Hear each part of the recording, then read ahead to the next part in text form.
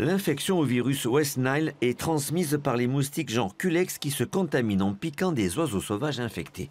Les moustiques peuvent ensuite le transmettre à d'autres oiseaux, aux chevaux et à l'homme, mais le virus ne se transmet pas entre humains, sauf en cas de transfusion de sang infecté, d'où les mesures de restriction prises par l'établissement français du sang.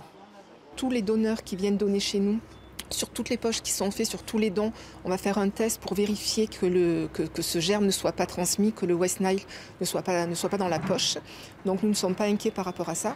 Aucune inquiétude donc, puisque dans les départements concernés, Alpes-Maritimes, Var, Bouches-du-Rhône, Vaucluse et Pyrénées-Orientales, les tests sont systématiques, ce qui ne doit pas freiner l'élan des donneurs, car l'EFS rappelle qu'en région PACA, 800 poches de sang sont récupérées chaque année, alors qu'il en faut 1000. En tout cas, le donneur, lui, reste serein.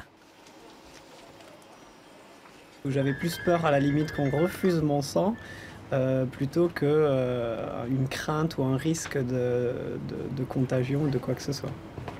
Restez très motivé. Ah bah oui, il faut. Seul bémol à cet optimisme légitime, c'est que 80% des cas ne souffrent d'aucun symptôme, 20% ont des symptômes grippaux avec de très rares complications neurologiques.